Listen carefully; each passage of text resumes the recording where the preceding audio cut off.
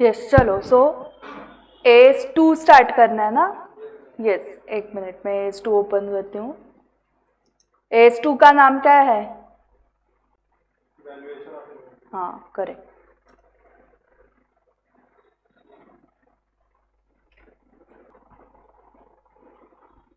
Yes, सो AS2 हमने start किया था, उसमें valuation of inventory is the actual name. हाँ, सो कुछ स्टूडेंट्स अलग अलग नाम से पुकारते हैं उसको, सिर्फ इन्वेंट्री बोलते हैं या counting for inventory. So actual नाम है वैल्यूएशन ऑफ इन्वेंट्री। ओके, तो नामकरण बदलना है क्या आपको? नहीं, हम पेरेंट्स नहीं है उसके, आपको क्या रखना है? वही वैल्यूएशन ऑफ इन्वेंट्री। उसमें डेफिनेशन ऑफ इन्वेंट्री देखा था हमने, उसके बाद मेजरमेंट ऑफ इन्वेंट्रीज देखना है। What is included in cost of inventory, exclusions from cost of inventory, cost formulas and techniques for measurement of cost. Okay, so कैसे है, आपको each and every concept, each and every word line पता होना चाहिए। क्यों? Because 30 marks के क्या है? MCQs है 30 मार्क्स के, इसलिए एस 30 मार्क्स के है क्या? सो डेफिनेशन हमने क्या देखी कि थी? AS2 defines inventories as assets held. मतलब पहले ही क्या बोल रहा है AS की इन्वेंट्री क्या है? एसेट है। Inventories defines inventories as assets held for sale in the ordinary course of business. So held for sale मतलब, हाँ, हम मैन्युफैक्चर करेंगे क्या? इधर का माल उधर करेंगे, that is we are a trader not manufacturer. For example Silai world. Okay, Silai world आपका कपड़ों का दुकान पुणे में जो फेमस है। ओके, सो सिलाई में कुछ प्रोडक्ट्स वो खुद मैन्युफैक्चर करते हैं, कुछ ट्रेडिंग करते हैं। सो ट्रेडिंग मतलब for sale in the ordinary course of business, और लिखा है, एंड नहीं है बीच में, या आप क्या करोगे? खुद मैन्युफैक्चर करोगे। सो और assets held in the process of production.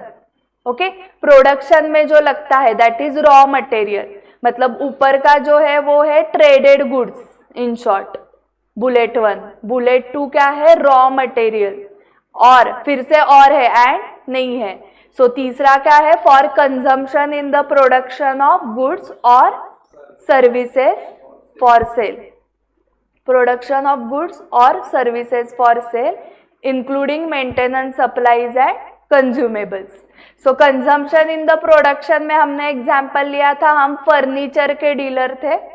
Furniture हम मैन्युफैक्चर करते हैं एंड उसका सेल करते हैं। सो फर्नीचर में स्पेसिफिक हमने बेंचेस लिए थे, तो बेंचेस के लिए रॉ मटेरियल लगता है वुड लिया था हमने। ओके, सो वुड या स्टील के भी होते हैं। सो हमने एग्जाम्पल वुड का लिया था, या आयरन के भी होते हैं। सो वुड के अगर हमने रॉ मटेरियल वुड लिया है तो वो कौन से बुलेट में जाएगा? Bullet number 2। Okay, would raw material है, रॉ मटेरियल बुलेट 2 में आता है। सो वुड भी इन्वेंट्री है क्या? हाँ है, जो फर्नीचर का डीलर है उसके लिए वुड इन्वेंट्री है। दूसरा हमने क्या देखा था? बेंच बनाने के लिए आपको सिर्फ वुड लगता है, या वो पेस्ट भी करना पड़ेगा, उसमें स्क्रूज भी लगेंगे, वो सब क्या है? वो है कंजम्पशन। ऐसे वाले एसेट्स जो आपको for consumption in the production of goods. So जो आप फर्नीचर वाले के पास जो भी स्क्रू है, फेविकॉल वाला एक मटेरियल होगा जिससे वो पेस्ट करेगा, वो सब थर्ड बुलेट में आता है। सो आप मैन्युफैक्चरर हो तो आपके लिए बुलेट 2 एंड 3 इंपॉर्टेंट है। आप ट्रेडर हो तो बुलेट 1, क्योंकि बुलेट 1 में क्या सिर्फ करना है? ट्रेडिंग करना है। ओके, इसमें इंक्लूड क्या होता है? Maintenance, supplies and consumables. तो इसके लिए आपको मोबाइल का एग्जाम्पल याद होगा। जब मोबाइल सेल करते हैं वो, तो उसके साथ नॉर्मली चार्जर वगैरह आता है, स्क्रीन गार्ड आता है, वो मेंटेनेंस के लिए है। आजकल हार्दिका जैसे बता रही थी चार्जर भी नहीं आता, बट चार्जर वगैरह वो दे रहे हैं। या क्या वो व्हीकल्स के साथ क्या देते हैं? टूल होता है ना कुछ, तो कवर शीट वो आता है, वो मेंटेनेंस सप्लाईज हुआ, करेक्ट। एंड एक टूल किट भी देते हैं, ओके, स्क्रू ड्राइवर्स वगैरह होते हैं ना उसमें, तो वो टूल किट वगैरह भी क्या है, इन्वेंट्री है, किसकी, जो व्हीकल मैन्युफैक्चर करता है उसके लिए। ओके, सो आपको तीनों चीजें समझ में आ गई। सो मेंटेनेंस सप्लाईज कंज्यूमेबल्स जो है वो भी क्या है, इन्वेंट्री है। सो अगर मैं व्हीकल मैन्युफैक्चर कर रही हूँ तो व्हीकल मैन्युफैक्चर करने के लिए जो भी रॉ मटेरियल लगेगा, आयरन से वगैरह बनता है ना जनरली व्हीकल, तो वो आयरन वगैरह सब क्या है, रॉ मटेरियल है, तो उसका भी आपको इन्वेंट्री मेंटेन करना है। उसके बाद जो कंज्यूमेबल्स ये सब आएंगे, स्क्रू वगैरह, उसका भी आपका इन्वेंट्री है। आप व्हीकल के साथ अगर कवर दे रहे हो तो वो कवर भी आपके लिए इन्वेंट्री है, क्योंकि वो मेंटेनेंस सप्लाईज में सब आ रहा है। Okay, but other than machinery, spares, servicing equipment and standby equipments meeting the definition of property, plant and equipment, तो ये इन्वेंट्री में नहीं आएंगे। क्या नहीं आएगा, servicing equipment, machinery, spares and standby equipments if they are meeting the definition of PP, मतलब वो पीपीई के डेफिनेशन में आ रहे हैं, तो वो इन्वेंट्री के डेफिनेशन में नहीं आएंगे ना। दोनों कैसे हो सकता है, करेक्ट। ये बेंच मेरा इन्वेंट्री भी है, मतलब मैं इसको सेल भी करती हूँ, और ये मेरा फिक्स एसेट भी है, से दोनों नहीं हो सकता है, करेक्ट। फिक्स एसेट का नया नाम क्या है, property, plant and equipment, correct. So machinery, spares, servicing equipment, standby equipment, if they are meeting the definition of PP, it will not be inventory. Okay, ये definition हमने देखी थी, करेक्ट।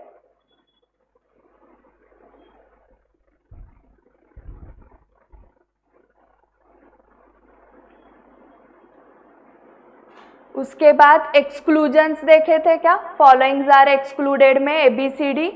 ए क्या था, work in progress arising under construction contracts, A7 accounting for construction contract. So जो builder लोग है, okay, builder लोगों के लिए इन्वेंट्री क्या होता है, बिल्डिंग, वो बिल्डिंग सेल करते हैं ना, सो जिसमें हम डील करते हैं वो हमारा इन्वेंट्री होता है। ओके, अगर आप स्टेशनरी के ओनर हो तो आपके लिए इन्वेंट्री नोटबुक्स वगैरह है, आप मेडिसिन सेल करते हो तो मेडिसिन इन्वेंट्री है।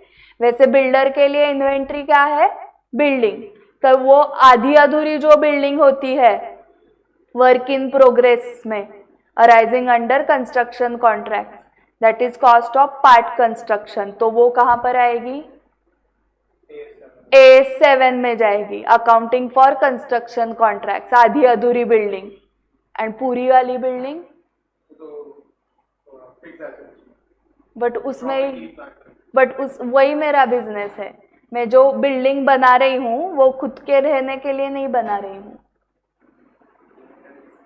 करेक्ट, वो A2 में जाएगी ना। पूरी बिल्डिंग जो हुई है वो मेरी इन्वेंट्री है, ओके, मैं उसमें ही डील करती हूँ ना, क्योंकि बट जो आधी अधूरी बिल्डिंग है वर्क इन प्रोग्रेस, वो कौन से एस में जाएगी, A7 accounting for construction contract. And जो पूरी हुई है बिल्डिंग वो, हाँ, और जो तुम्हारी ऑफिस की बिल्डिंग है वो A10 में जाएगी, property, plant and equipment. Okay, but construction करते वक्त आपको सीमेंट लगेगा, वो सीमेंट साइट पे पड़ा हुआ है एक्स्ट्रा, वो A2 में जाएगा। ओके, सो ए वाला जो एक्सक्लूजन है वो क्या है, वर्क इन प्रोग्रेस, WIP वाला, फिनिश गुड्स वाला नहीं, तो work in progress arising under construction contract. B वाला कौन सा है, work in progress arising in the ordinary course of business of service providers. Okay, so service providers के examples देखो, सॉफ्टवेयर डेवलपमेंट, ओके, आपका ऑफिस है, प्रैक्टिसिंग CA हो आप, तो आपके जो भी क्लाइंट्स रहेंगे, सो आप कौन से क्लाइंट ने फी दी है, कौन से क्लाइंट ने नहीं दी है वगैरह, आपको अकाउंटिंग वगैरह करना है, तो अकाउंटिंग सॉफ्टवेयर आपको डेवलप करना है, तो आप किसी की डेवलपर की सर्विस लोगे ना, सॉफ्टवेयर डेवलपर की, तो उसकी सर्विस आधी अधूरी है, वर्क इन प्रोग्रेस है, तो वो AS2 में कवर होगी क्या, नहीं होगी, कंसल्टेंसी सर्विसेज, आप किसी की कंसल्टेंसी ले रहे हो एंड वो आधी अधूरी है, 1 साल के लिए है, उसमें से 2 मंथ्स ही हुए हैं, तो वो भी क्या है, एक्सक्लूड है.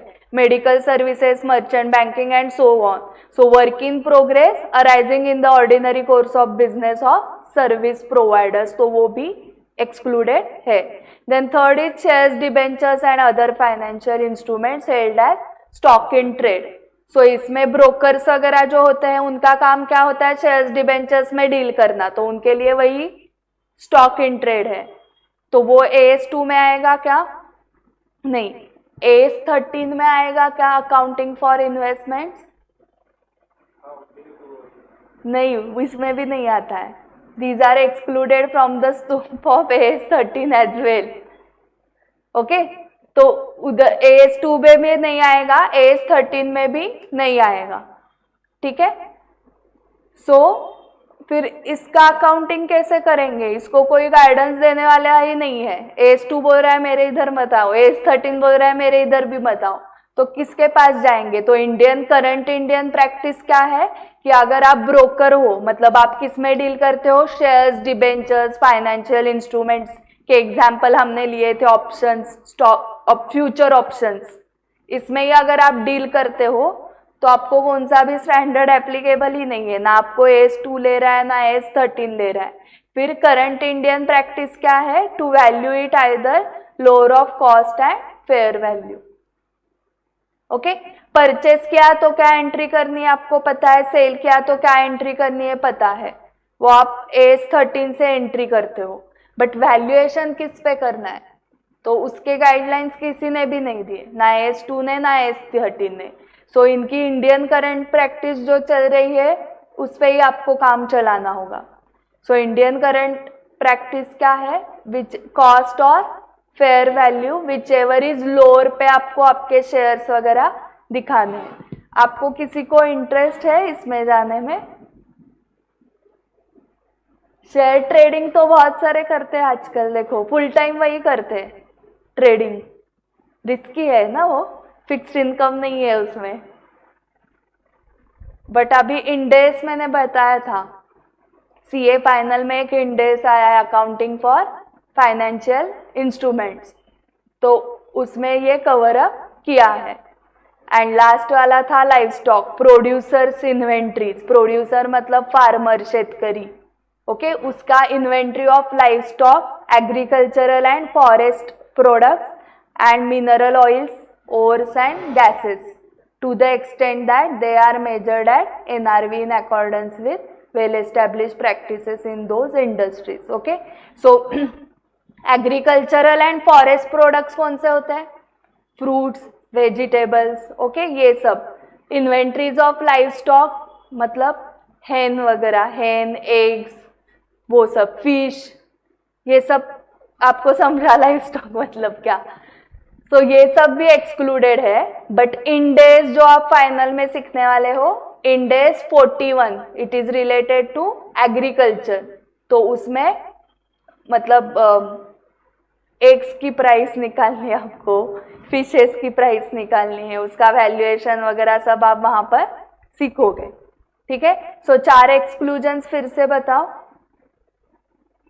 पहला क्या था, under construction contract, work in progress in the ordinary course of business of service providers, share debentures और financial instruments, producers inventory of live stock, agricultural and forest products वगैरह. एंड उसमें ये भी है, हाँ, mineral oils, ores and gases वगैरह. Okay, so mineral oil मतलब Bharat petroleum company, इनका काम मिनरल ऑयल का ही है. मिनरल ऑयल आपको पेट्रोल जो आता है उधर से ही आता है ना, तो वो वही काम करते हैं. तो वो AS2 लगाएंगे क्या, नहीं लगाएंगे. ONGC, ये नाम तो सुने होंगे आपने. हाँ. So the types of inventories are related to the nature of business. So ये आपको पता है, अगर हम फर्नीचर में डील कर रहे हैं तो हमारे लिए फर्नीचर इन्वेंट्री है. बट हम अगर फर्नीचर में डील नहीं कर रहे, ओके, जैसे कोचिंग क्लास, तो हमारे लिए हम फर्नीचर क्या है, पीपीई है, इन्वेंट्री नहीं है। सो ये जो इन्वेंट्री है या नहीं है, ये किसके ऊपर डिपेंड है, on the nature of business. The inventories of a trading concern consist primarily of products purchase for resale in their existing form. Okay, आप अगर क्लोथ्स के डीलर हो तो शर्ट्स जैसा आता है एग्जिस्टिंग फॉर्म में आप सेल करते हो उसको, आपको कुछ करना नहीं उस पे, शर्ट्स आ गए, शर्ट सेल किए। Okay, it may also have an inventory of supplies such as wrapping paper, cartons and stationery. The inventories of manufacturing concern consists of, हाँ, so generally वो क्या बोल रहे हैं, जो ट्रेडर होता है जिसको कुछ मैन्युफैक्चर नहीं करना है, वो क्या करता है, शर्ट्स आ गए होलसेल में, रिटेल में सेल कर दिया, तो उसके पास शर्ट्स क्या हुआ, इन्वेंट्री, बट उसके साथ साथ जो रैपिंग मटेरियल आता है, ओके, सो आप शर्ट ऐसे नहीं सेल करोगे ना, कुछ तो बैग वगैरह दोगे, तो वो बैग का वगैरह भी आपको इन्वेंट्री रखना पड़ेगा। आपको ये पता है क्या कि अगर आपने क्लोथ की बैग या पेपर बैग आपको चाहिए तो कुछ कुछ बोलते कि 5 रुपए एक्स्ट्रा लगेंगे, सो वो पेपर बैग भी आपको सेल कर रहे हैं। ओके, उन्होंने बल्क में पेपर बैग लिए हैं, आपको शर्ट देने के लिए एक्चुअली उन्होंने फ्री में देना चाहिए बैग, आप ऐसे कैसे शर्ट लेके घर जाओगे, सो वो तो ऑब्वियसली देना चाहिए, फिर भी उससे भी वो कमाते हैं। ओके, 5 रुपए को एक बैग होगी क्या, आप बल्क में 1000 बैग्स लोगे तो 1 रुपए में एक बैग मिलेगी, मतलब 4 रुपए का उन्होंने किया। आप बैग के सेलर नहीं हो, आप शर्ट सेल कर रहे हो, फिर भी आप प्रॉफिट बैग से भी कमा रहे हो। तो ये सब रैपिंग पेपर वगैरह जो है वो भी क्या है, उनका इन्वेंट्री है। तो आप अभी घूमने के लिए वगैरह जब जाओगे, अगर टाइम मिला तो वो बिजनेस देख के थोड़ा सा दिमाग लगाओ कि इसका इन्वेंट्री क्या होगा, नीचे के वाले के पास जाओ, क्या क्या इसका इन्वेंट्री है, तो सब जो रखा हुआ है stationery that is inventory, but वो जिस इसमें रखा है रैक्स में, वो रैक्स पीपीई है, तो इसके लिए उसको S2 लगाना है, इसके लिए S10 लगाना है। जो प्रिंटर्स लगे हुए हैं वो प्रिंटर सेलर कर पीपीई है, प्रिंटर, ओके, बट जो प्रिंटर के लिए, प्रिंट के लिए पेजेस लगते हैं वो इन्वेंट्री है। ओके, क्योंकि वो सेल होने वाला है ना, पेज पर पेज लेता है ना वो आपसे। सो ऐसे एक बिजनेस का मैंने बताया, आप बहुत जगह पे घूमते हो मुझे पता है, तो आप दिमाग लगाओ कि हाँ ये बिजनेस है तो इसका पीपी कौन सा होगा, इसका इन्वेंट्री कौन सा होगा। ओके, यही काम करना होता है। अभी से आपने एनालिसिस डेवलप किया तो अभी कुछ पैसे नहीं मिलेंगे, बट बाद में जब क्लाइंट्स आएंगे तो आपको बहुत सोचना नहीं पड़ेगा। आपको प्रैक्टिस अगर है तो आप ऐसे फास्ट आंसर दोगे, और आपने फास्ट आंसर दिए तो फी भी फास्ट आ जाएगी। ओके, क्योंकि वो इम्प्रेस हो जाएगा ना कि अरे मैंने क्वेश्चन पूछते उसने आंसर दिया कि ये इन्वेंट्री है, ये पीपी है, ऐसा अकाउंटिंग करो, वैसा करो, डन। 10 मिनट में मीटिंग खत्म, 15 मिनट में your account is credited. Okay, so आपको ये प्रैक्टिस करनी है, सिर्फ पढ़ना नहीं है, इधर प्रैक्टिकली सोचना स्टार्ट करो अभी थोड़ा थोड़ा। ओके, तो आर्टिकलशिप में भी आपको डिफिकल्ट नहीं जाएगा कि सीनियर्स क्या बोल रहे हैं, ये सर क्या बोल रहे हैं, मुझे तो कुछ समझ में नहीं आ रहा है, मैंने तो इंटरमीडिएट पास हूँ बट मुझे कुछ रिलेट ही नहीं हो रहा है। ऐसे नहीं होना चाहिए। वो बोलेंगे क्या अकाउंटिंग स्टैंडर्ड्स पढ़ के आया, मैम ने कुछ सिखाया नहीं, क्या इन्वेंट्री क्या होता है और पीपीई क्या होता है। सो ये ट्रेडर के लिए समझा, तो मैन्युफैक्चरर का आप एक्सप्लेन करो। अभी मैं सिर्फ पढ़ती हूँ सेंटेंस, आप एक्सप्लेन करो। The inventories of manufacturing concern consist of several types of inventories, raw material which will become part of the goods to be produce, उसके बाद parts and factory supplies, work in progress मतलब partially completed products in the factory, and of course the finished products. So manufacturer के case में क्या क्या आएगा, raw material, WIP, finished goods and factory supply. Okay, trader के case में क्या था, सिर्फ traded goods and wrapping papers वगैरह, ओके, रैप करने के लिए जो लगेगा वो ट्रेडर के केस में।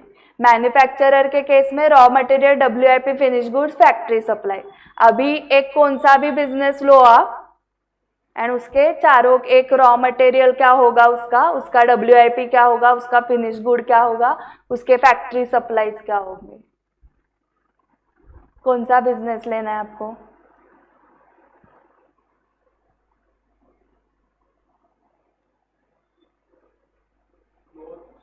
क्लोथ्स, हाँ। सो क्लोथ्स के लिए कॉटन, जूट, जीन्स, जो भी मटेरियल आप यूज कर रहे हो। कॉटन का शर्ट आप अगर से बनाने वाले हो तो कॉटन रॉ मटेरियल है, जूट का बनाने वाले हो तो जूट है, सिल्क का बनाने वाले हो तो सिल्क है, जीन्स का बनाने वाले हो तो जीन्स है। मतलब वो जो हुआ, मतलब क्लॉथ, वो रॉ मटेरियल हुआ। WIP मतलब आधा अधूरा हुआ है, ओके, बटन्स ही नहीं लगाए हैं अभी तक, सिर्फ शर्ट बना हुआ है, उसको बटन्स लगाना बाकी है, स्लीव्स लगाना बाकी है, ओके, मतलब आधा अधूरा स्टिचिंग, हाफ स्टिच्ड वो होता है ना, उस स्टेज में है, तो वो क्या हुआ, WIP।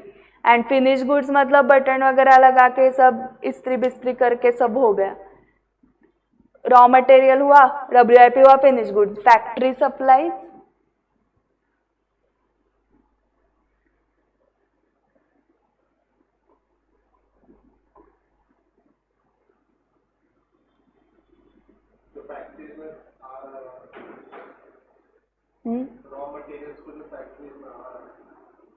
रॉ मटेरियल को फैक्ट्रीज में ला रहे हैं, हाँ।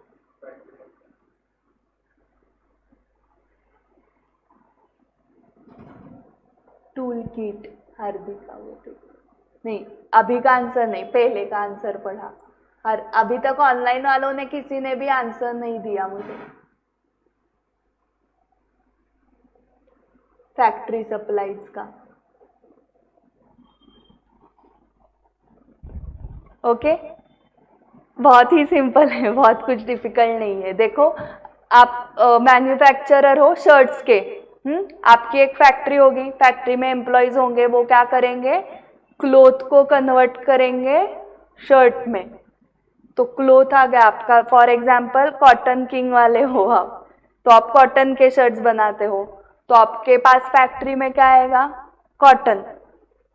उसको शर्ट में कन्वर्ट करने के लिए क्या क्या लगेगा, स्टिच करने के लिए स्टिचिंग मशीन जो लगेगा वो तो एसेट है आपका, बट शर्ट में कन्वर्ट करने के लिए थ्रेड लगेगा क्या, थ्रेड, बटन्स लगेंगे क्या, ओके। सो जो थ्रेड एंड बटन्स वगैरह है वो शर्ट में जाएंगे, तो वो भी सेल होंगे, सो वो भी इन्वेंट्री है, दैट इज फैक्ट्री सप्लाई, जो फैक्ट्री में सप्लाई हो रहा है।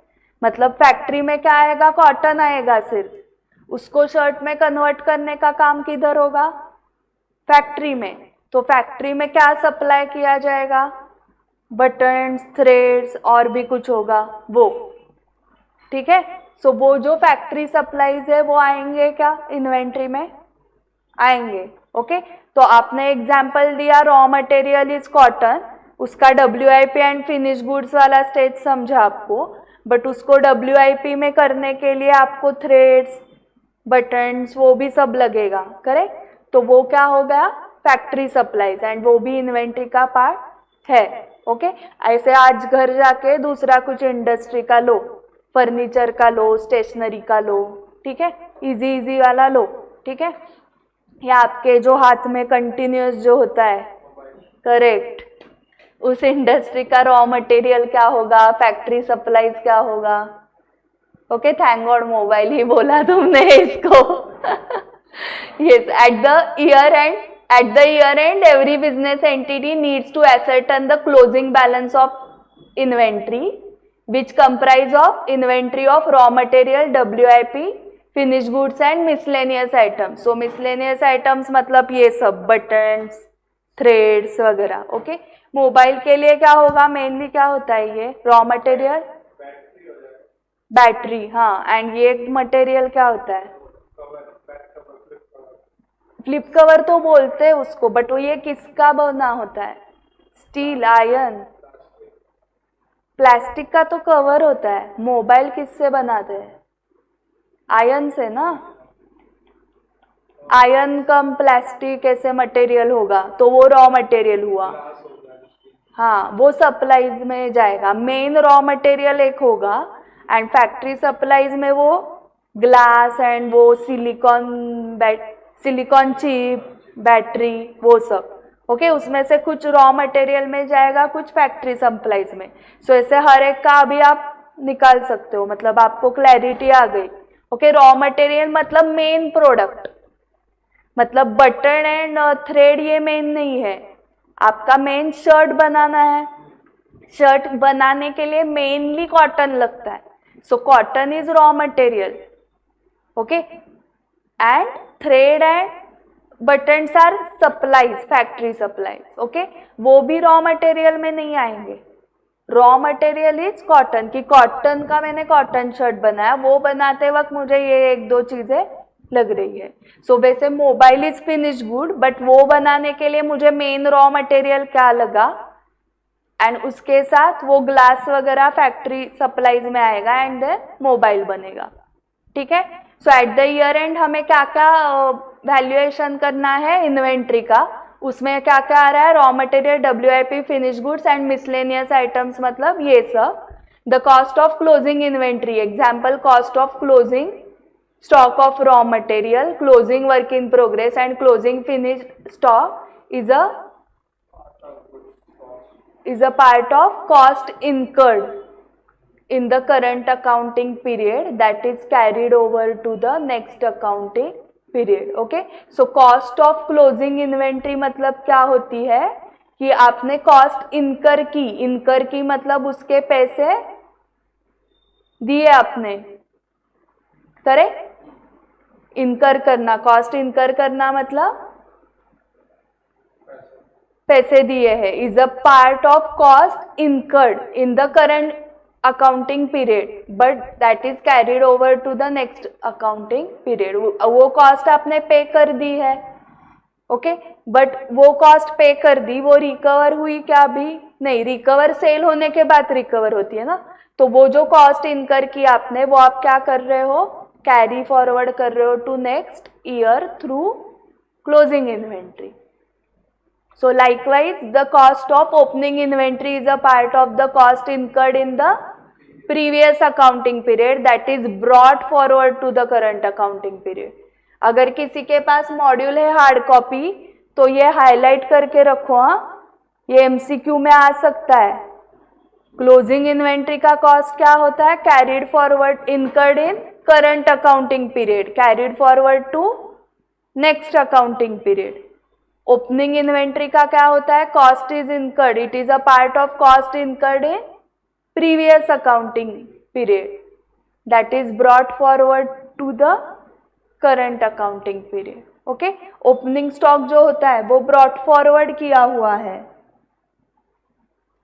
And closing stock carry forward to next year है। तो इसके ऊपर MCQ बन सकता है। हाँ,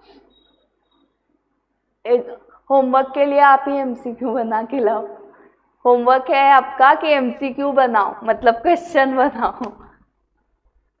तो आप अगर क्वेश्चन बना पाओगे तो आपने बनाया हुआ है क्वेश्चन का करेक्ट आंसर आप निकालोगे ना, मतलब आपको कंसेप्ट पूरी क्लियर हो गई अगर आप MCQ बना पाए। ओके, देखते कौन बना पाता है क्या। तो ये कब करना है? जब आप टाइम पास ब्रेक में रील्स वगैरह देखते हो इंस्टाग्राम, तो instead of Instagram reels make MCQs, वो आपके इंस्टाग्राम में डालो। मैंने खुद के बनाए हुए MCQs है, ऐसे करके मेरे पास MCQ की क्वेश्चन बैंक है। Since inventories are assets and assets are, inventory assets है बट एसेट की डेफिनेशन नहीं पता है, तो एसेट की डेफिनेशन क्या है? Assets are the resources expected to generate future economic benefits to the enterprise. The cost to be included in inventory cost. Okay, so यहाँ पर कॉमा है, assets are the resources expected to generate future economic benefits to the enterprise. Okay, for example coaching class, आप इस classroom में देखो क्या क्या PPE है, पीपीई या एसेट्स, फैन एसेट है, एसी एसेट है, बेंचेस एसेट है, प्रोजेक्टर एसेट है, हाँ स्क्रीन मतलब ये कंप्यूटर जो रिकॉर्डिंग सिस्टम है वो एसेट है. ओके, तो ये एसेट्स क्या है, रिसोर्सेस है. इस रिसोर्सेस से I am expecting to generate future economic benefits. ये सब नहीं होता तो आप फ्लोर पे बैठे रहे. फ्लोर पे बैठने के लिए ये क्लासरूम भी एसेट है, बिल्डिंग में आ जाएगा ना ये. ओके, सो बिल्डिंग ही नहीं होती तो हम बाहर बैठते होते बगीचे में. ओके, बगीचे में 2 बुक्स लेके बैठते. सो कुछ एसेट, फैन भी नहीं लगेगा, कुछ भी नहीं लगेगा. अच्छा है ना, नो एसेट. ओके, तो फिर मैं फी आपको फ्री में ही सिखाती. मैं फी ले रही हूँ क्योंकि इस सब के एक्सपेंसेस है. अगर मैं आपको गार्डन में सिखाऊंगी तो एक्सपेंस ही नहीं लगेंगे. सो आपको समझा एसेट मतलब क्या होता है. एसेट की डेफिनेशन दी है आपको. सो जो फ्रेमवर्क वाला टॉपिक है ना, जो हमने यूट्यूब पे लेने वाले हैं हम, सो फ्रेमवर्क टॉपिक में ये डेफिनेशन है आपको सारे. उसमें one of the definition asset की है. सो एसेट क्या, assets are the resources expected to generate future economic benefits to the enterprise. यही डेफिनेशन है एसेट की. हम सीए इंटरमीडिएट तक आ गए, हमें एसेट की डेफिनेशन नहीं पता, लायबिलिटी की, इनकम की नहीं, एक्सपेंस की नहीं. एंड अभी नहीं पता चलती तो कभी नहीं पता चलती. एंड सीए होने के बाद कोई पूछता अरे ये एसेट क्या होता है, अरे मुझे भी नहीं पता क्या होता है. बट ये एसेट होता है ये पता है, एग्जाम्पल्स बता सकता हूँ, बट डेफिनेशन तो मुझे भी नहीं पता है. So the assets are the resources expected to generate future economic benefits to the enterprise. The cost to be included in the inventory cost are the costs that are expected to generate future economic benefits to the enterprise. अगर asset resource है जिससे आपको future में economic benefits होंगे, तो वैसे ही inventory asset है, मतलब ही इन्वेंट्री से आपको एक्सपेक्टेशन है कि वो आपको फ्यूचर में इकोनॉमिक बेनिफिट्स देगा. तो इन्वेंट्री के कॉस्ट में आप क्या इंक्लूड करोगे, इन्वेंट्री के कॉस्ट में ऐसे कॉस्ट इंक्लूड करोगे जो इनकर करने से you will expect to generate future economic benefits to the enterprise. Okay, so for example आप प्रैक्टिसिंग सीए हो, आपके ऑफिस में आपको पता है बहुत सारे एसेट्स लगाने पड़ेंगे, इंटीरियर वगैरह भारी करना पड़ेगा तो ही क्लाइंट्स आएंगे, ये आपको पता है. ओके, क्योंकि आप सर्विस बहुत अच्छी दोगे बट आपका बहुत पुराना ऐसे ऑफिस है, ओके, कुछ अट्रैक्टिव नहीं है, तो क्या होगा, क्लाइंट जाएंगे. सो वो सब जो आप करोगे that is your PP. Okay, and that is required. Why required, क्योंकि आजकल के जमाने में आपको पता है शोबाजी करना जरूरी है. सो शोबाजी के लिए आपका इंटीरियर पे बहुत खर्चा हो सकता है. ओके, आप घर से भी कंसल्टेंसी दे सकते हो वैसे, बट क्लाइंट पूछेगा तुम्हारा ऑफिस भी नहीं है, इसलिए ऑफिस डालना पड़ेगा आपको और आपके खर्चे बढ़ेंगे. नहीं तो वैसे जहां पर आपका दिमाग और लैपटॉप है सीए का काम हो सकता है. सो आप वैशाली रेस्टोरेंट में बैठ के भी मीटिंग कर सकते हो एक्चुअली, बट क्लाइंट को सब दिखावा देना पड़ेगा. सो वैसे ही तो उससे क्या होगा, ये देखावे से आपको क्या एक्सपेक्टेशन है कि इकोनॉमिक बेनिफिट जनरेट होंगे. इकोनॉमिक बेनिफिट जनरेट होना मतलब बहुत क्लाइंट्स मिलेंगे मेरा ऑफिस देख के. ओके, सो वो क्या हुआ, तो उसके लिए जो भी कॉस्ट आप इनकर करोगे, ओके, वो इन्वेंट्री कॉस्ट हो गई. बट अभी मैंने एग्जांपल आपको सर्विस का दिया. Practising CA is a service industry. अभी यही मैन्युफैक्चरिंग में देखो, हमारा क्लोथ का, शर्ट्स का एग्जाम्पल चल रहा था. ओके, तो फैक्ट्री में आप क्या प्रिपेयर कर रहे थे, मैन्युफैक्चर शर्ट्स. तो शर्ट्स मैन्युफैक्चर करने के लिए क्या क्या कॉस्ट लगेगी, वो सब इन्वेंट्री में आएगी. ओके, डायरेक्ट रॉ मटेरियल की कॉस्ट आ गई। रॉ मटेरियल फैक्ट्री पे उड़ के नहीं आएगा, वो लाना पड़ेगा। तो आप रॉ मटेरियल जहाँ से परचेस करोगे वहां से वो रॉ मटेरियल आपके फैक्ट्री में आना चाहिए, उसकी कॉस्ट वगैरह। तो ये सब इन्वेंट्री का पार्ट हो जाएगा। मतलब एक शर्ट की कॉस्ट आपकी 100 रुपीज आ गई, तो वो 100 रुपीज में आपको क्या क्या इंक्लूड करना है वो यहाँ पर दिया है। ठीक है, तो raw material for example cotton आपका 20 रुपए का मिला। एक शर्ट बनाने के लिए जितना लगेगा कॉटन, 1 मीटर, 2 मीटर, 3 मीटर, उसका 3 मीटर का 20 रुपया हुआ। ऐसे आपको ऐड करते जाना है। सो आगे आगे देखो क्या क्या है। सो ये अंडरलाइन करते जाओ। सो इन्वेंट्री में क्या इंक्लूड होता है, क्या एक्सक्लूड होता है, वो हमने देखा। हाँ, अभी हम देख रहे हैं what is included in the cost of inventory and what is excluded from cost of inventory.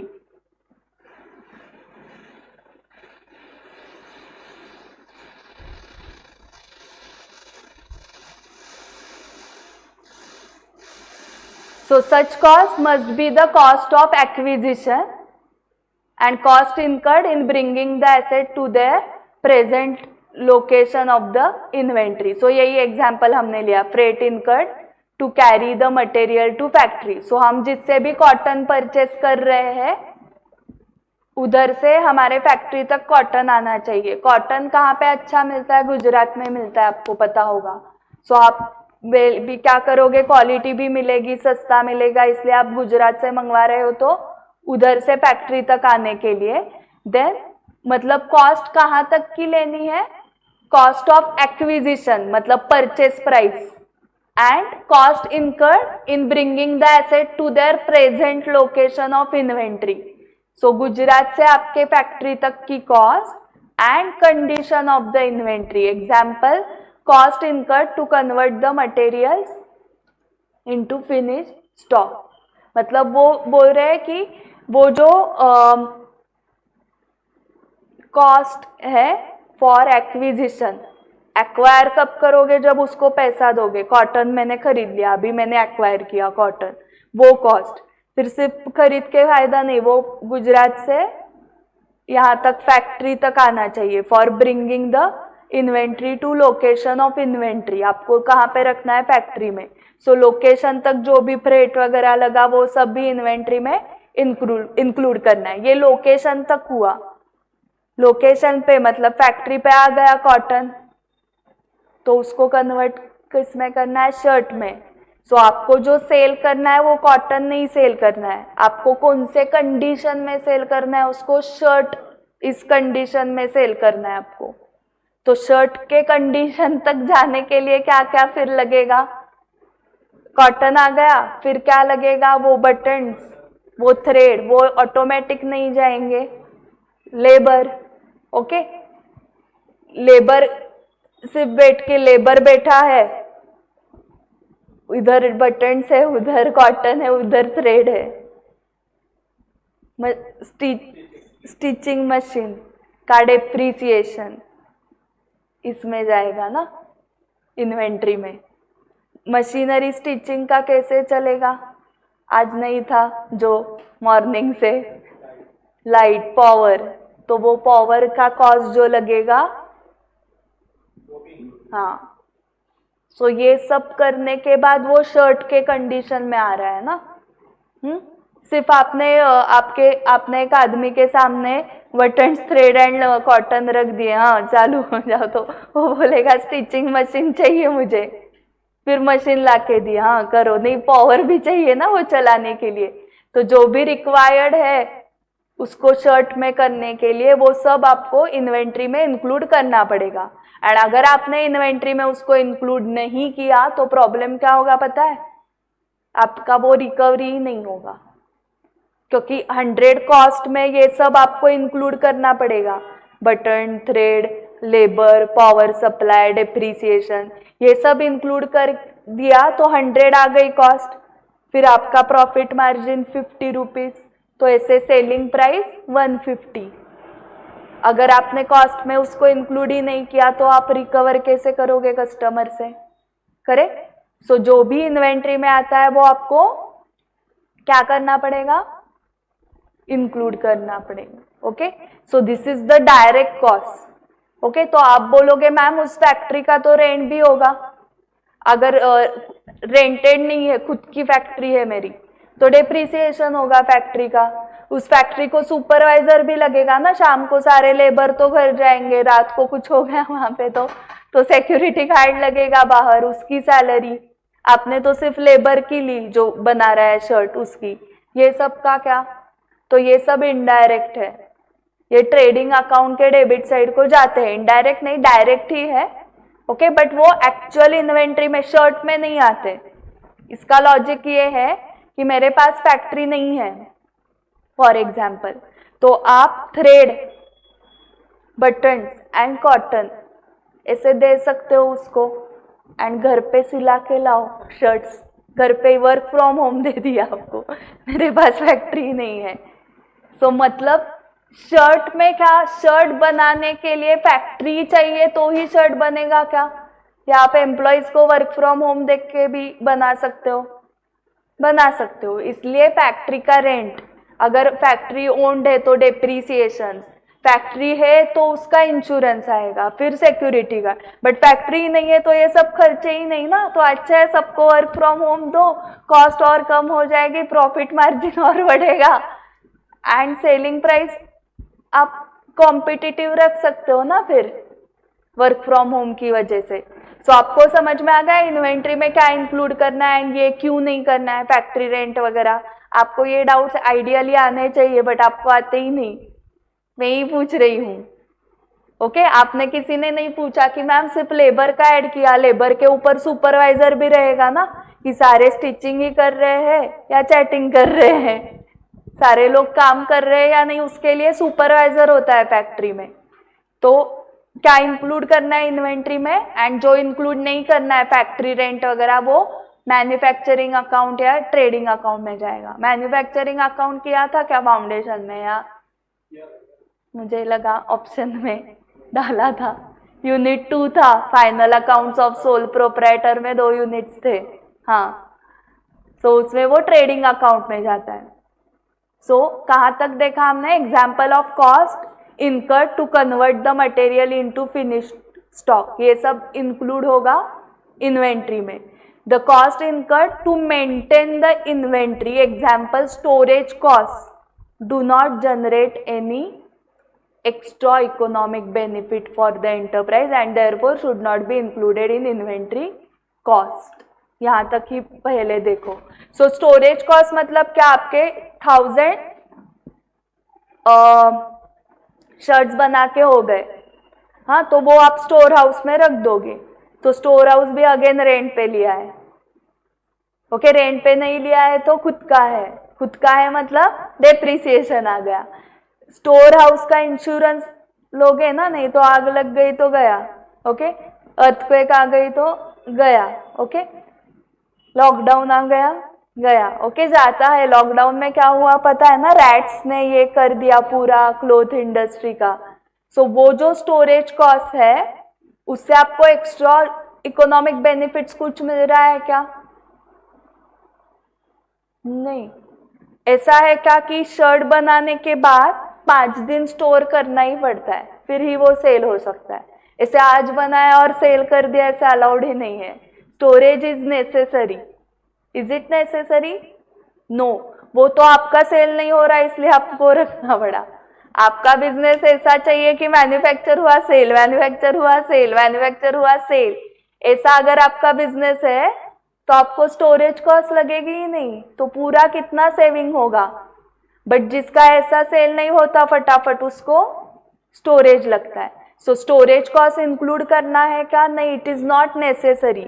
But आगे देखो, unless those cost are necessary in the production process prior to a further production stage. Okay, so for example अभी हम आते हैं dairy products में। Dairy products में आप बना रहे हो आइसक्रीम। ओके, सो आइसक्रीम के कुछ तो प्रोसेस होगी, तो वो मिक्सिंग वगैरह मिल्क में करते होंगे ना, फ्लेवर्स वगैरह, शुगर वगैरह ऐड करके, फिर उसको फ्रीजिंग करना पड़ेगा। सो फ्रीजिंग नेसेसरी है या नहीं है? It's a necessary. So freezing करना मतलब स्टोरेज हो गया, storage cost. So if freezing is necessary before going to the production, next production stage, तो वो इंक्लूड करना है क्या कॉस्ट में? हाँ, ओके क्योंकि आपने ऐसे मिक्स कर दिया सब मिल्क में शुगर एंड फ्लेवर, हाँ लो आइसक्रीम, तो वो आइसक्रीम बना ही नहीं। स्टोरेज कॉस्ट नेसेसरी है उधर। ओके सो वो स्टोरेज कॉस्ट करनी ही पड़ती है। जब वो फ्रीज होगा उसके बाद आप क्या करोगे? फिर वो स्कूप आ गया, फिर वो सब, वो भी इन्वेंट्री का ही पार्ट आ गया आगे, स्कूप, उसका कवर वगैरह सब। ओके सो वो उस केस में आपको आपका क्लाइंट क्या बिजनेस कर रहा है, आपको ऐसे रूल, हाँ स्टोरेज कॉस्ट वो तो आता ही नहीं इन्वेंट्री में, नहीं। आपका क्लाइंट अगर डेयरी प्रोडक्ट वाला है, अमूल है आपका क्लाइंट, तो क्या एक ही क्लाइंट बस है आपकी, अमूल आपका क्लाइंट है, तो आप क्या बोलोगे उनको? इन्वेंट्री में आएगा आपके ये स्टोरेज कॉस्ट, इन्वेंट्री कॉस्ट में स्टोरेज कॉस्ट इंक्लूड करना है।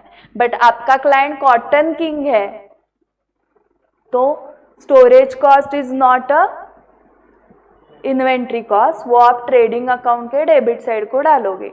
ये अमूल के ओनर को या कॉटन किंग के ओनर को नहीं बताना है, ये अमूल के अकाउंटेंट को बताना है, कॉटन के अकाउंटेंट को बताना है आपको। वो बीकॉम है, उन्होंने अकाउंटिंग स्टैंडर्ड नहीं किया। ओके सो अकाउंटिंग स्टैंडर्ड हमने किए, ऑडिटर हम हैं, अकाउंटिंग स्टैंडर्ड हमारे इंस्टीट्यूट ने बनाए हैं, तो इसका नॉलेज सिर्फ हमें ही है। इंजेक्शन कैसे देना है इसका नॉलेज सिर्फ डॉक्टर के पास है। ओके ऐसे सिर्फ करना है, मैं करती हूँ, वो क्या होली नहीं है। ओके दिखता है वैसा ही, तो वैसे ही डॉक्टर को सिर्फ पता है क्या करना है, आपको देखने के लिए इजी लगता है, वैसे ही सिर्फ हमें पता है कि अकाउंटिंग स्टैंडर्ड कैसे अप्लाई करना है, बाकी कोई नहीं बता सकता, ना कंपनी सेक्रेटरी, ना सीएमए, ना एमबीए, ना कोई, ना एलएलबी, ना कॉमर्स का दूसरे कोर्स का बंदा नहीं बता सकता। ये आपको ही इंटरप्रेट करके बताना है और इसके ही पैसे मिलेंगे। जो अच्छा इंटरप्रेट करेगा उसको पैसे मिलेंगे। सो आपको समझ में आ गया क्या इन्वेंट्री कॉस्ट में क्या आएगा है, क्या नहीं आएगा? स्टोरेज कॉस्ट कौन से एग्जाम्पल में आएगा? अमूल में आएगा storage cost, yes if it is a necessary. Cotton king के केस में स्टोरेज कॉस्ट नहीं आएगा because for them it is not a necessary cost. The valuation of inventory is crucial, is important. Why it is important? Because of its direct impact in measuring profit or loss for the accounting period. इसका valuation important क्यों है? क्योंकि आप ये trading account के side में लिखते हो, डेबिट साइड को ओपनिंग, क्रेडिट साइड को क्लोजिंग। सो वो आपने गलत किया, आपने मतलब अकाउंटेंट ने गलत कर दिया वैल्यूएशन, तो प्रॉफिट करेक्ट आएगा क्या? Wrong inventory wrong profit, correct inventory correct profit. That's why important, inventory is important, inventory valuation is important. So इसलिए AS2 है। ओके एसेट्स बहुत है बैलेंस शीट में, बट सारे एसेट्स के लिए स्टैंडर्ड है क्या बताओ? नहीं है। ट्रेड रिसीवेबल्स के लिए कौन सा अकाउंटिंग स्टैंडर्ड? नहीं है। ओके उसमें कुछ मेजरमेंट करना ही नहीं है। अगर आपने 10,000 को सेल किया है तो अमाउंट वैल्यू उसकी 10,000 है, उसके लिए स्टैंडर्ड की क्या जरूरत है ना? ओके उसकी वैल्यू क्या है? 10,000, क्योंकि मैंने 10,000 का सेल किया है तो मेरा डेटर की अमाउंट 10,000 है, उसके लिए एसेट एस की क्या जरूरत है? ओके सो जहां पर रूल्स ही नहीं है, अभी इसने 10,000 को सेल किया तो ये भी इसके बुक्स में 10,000 का ही डेटर दिखाएगा, मैं भी वही दिखाऊंगी, तो यूनिफॉर्मिटी है ही। जहां पर डिफरेंट एप्लीकेशंस होंगे वहां पर ही एस आते हैं, तो इन्वेंट्री वैल्यूएशन में डिफरेंट एप्लीकेशंस हो सकते हैं ना। इसने स्टोरेज कॉस्ट ले लिया कॉटन किंग के केस क्लाइंट में भी, और मैंने अमूल मेरा क्लाइंट है फिर भी स्टोरेज कॉस्ट नहीं लिया, वहां पर लेना चाहिए था, तो मतलब गलत जा रहा है। हर एक का कुछ अपने ही मन से कर रहे हैं, तो ऐसे डिफरेंट सिचुएशंस में ही एस आने वाले हैं। सो क्यों इंपॉर्टेंट है समझा? So higher the value of closing inventory lower is the cost of goods sold and hence higher is the profit. Okay, so goods की जो कॉस्ट होती है उसको दो इसमें डिवाइड करो, कॉस्ट ऑफ गुड्स, जो गुड्स सोल्ड हुए हैं उसकी कॉस्ट, एंड जो गुड्स इन्वेंट्री में है उसकी कॉस्ट, वो दोनों मिला के कॉस्ट ऑफ गुड्स होगा। अगर कॉस्ट ऑफ इन्वेंट्री की वैल्यू ज़्यादा है तो इसकी कम होगी ना, ऊपर की टोटल तो सेम रहेगी। So higher the value of closing inventory lower is the cost of goods sold and hence higher is the profit.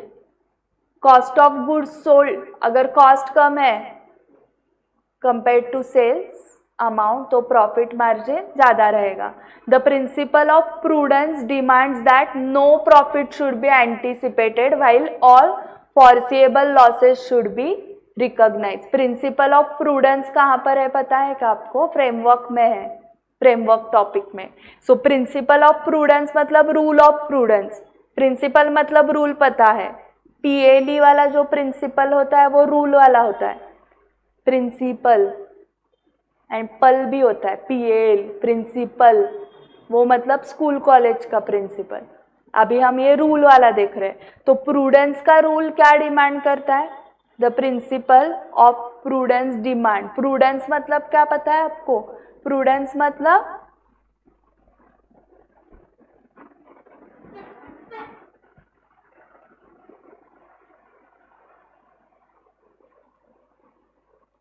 मराठीमध्ये काटकसर करणे। ओके, तुम्हें समझा होगा?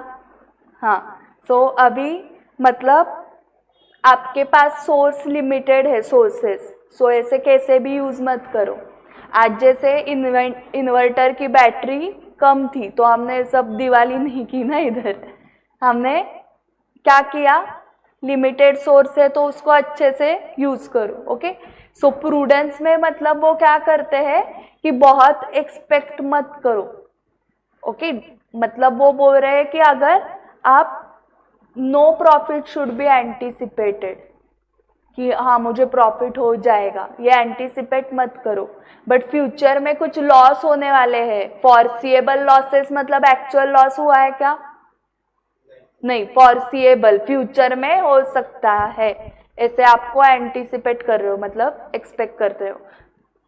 That foreseeable losses should be recognise. Recognise मतलब बुक्स में record करना, counting करना। So future में अगर कुछ लॉस होने वाले हैं तो वो रिकॉर्ड करने हैं, बट फ्यूचर में प्रॉफिट होगा। हाँ, मुझे ओवर कॉन्फिडेंस में नहीं जाना है इन शॉर्ट। ओके, बट आपको लॉस होने वाला है ऐसे लग रहा है तो वो अकाउंटिंग करोगे। जैसे मुझे फाउंडेशन के एग्जाम देने के बाद लग रहा है मैं फेल होने वाली हूँ, then I will not wait for results, I will start studying foundation. Okay, so future में हम लॉस एक्सपेक्ट कर रहे हैं तो स्टडी स्टार्ट करो। ओके, बट फ्यूचर में आप पास एक्सपेक्ट कर रहे हो तो आप कुछ नहीं स्टडी करोगे। ओके, सो मतलब वो बोल रहे हैं वैल्यूएशन। अभी मेजरमेंट पे आ गए। हाँ, हम कॉस्ट ऑफ इन्वेंट्रीज में क्या इंक्लूड करना है वो हो गया। अभी मेजरमेंट ऑफ इन्वेंट्री आपने बचपन में रूल सीखा है, कॉस्ट और NRV whichever is lower, ये आपसे लर्न किया गया था। इसके पीछे का लॉजिक ये है कि आपका एक शर्ट कितने का था? 100 का, वो कॉस्ट है। आपको फ्यूचर में एक्सपेक्ट हो रहा है कि ये 150 को सेल होगा, तो आप 150 को दिखाओगे क्या? नहीं, आपको लग रहा है हाथ में आया क्या 150, हाथ में आने के बाद रिकॉर्ड करो, तो उसको सेल करके आप रिकॉर्ड करते हो। सो फ्यूचर में जो प्रॉफिट एक्सपेक्ट कर रहे हो वो रिकॉर्ड नहीं करना है। अभी सेकंड सिचुएशन, कॉस्ट कितनी है शर्ट की? 100, वो आउटडेटेड हो गया, उस फैशन का शर्ट कोई नहीं पहनता अभी, तो आपका 100 में सेल नहीं होगा। 150 में तो कोई हाथ भी नहीं लगाएगा। आप उसको 50 में देता हूँ करते हो तो हाँ चलो ठीक है, 50 में घर पे पहनने के लिए अच्छा है, आउट ऑफ फैशन है तो 50 में ले रहा है कोई बंदा आपसे, तो नेट रियलाइजेबल वैल्यू क्या हुई? सो विच एवर इज, सो उसकी कॉस्ट आपको 100 लगी, ओके, बट वो उसकी वैल्यू 100 नहीं है आज की वैल्यू 50 है, क्योंकि उसका कस्टमर जो है वो 50 रुपया भी आपको ज्यादा नहीं दे रहा है। तो आप क्या सोचोगे, अरे इसने नहीं लिया तो पूरा 100 का लॉस होगा, ये 50 में ले रहा है तो एटलीस्ट 50 तो रिकवर हो रहे हैं, बाकी 50 तो मेरे जेब से जाने वाले। सो एनआरवी क्या हुई? 50। सो विच एवर इज लोअर। सो आपको लग रहा है कि 150 को सेल होगा, तो एंटीसिपेटेड प्रॉफिट आप बुक नहीं करोगे, आप 100 पे दिखाओगे कॉस्ट पे, बट आपको एनआरवी लोअर लग रही है, नहीं 150 पे नहीं, ये तो 50 में सेल होने वाला है। सो एनआरवी कम है तो उसकी वैल्यू, आपका जितना कॉस्ट लगा उतनी वैल्यू ही नहीं है आज उसकी। आपने भले ही 100 रुपीज खर्चे किए, कॉस्ट 100 है, बट आज की उसकी वैल्यू क्या है? 50। सो वो रिकॉर्ड होगा 50 पे। सो अभी लॉजिक समझा क्या जो आपने लर्न किया था? 11th में आपको सिखाया था कॉस्ट और market price which ever is lower.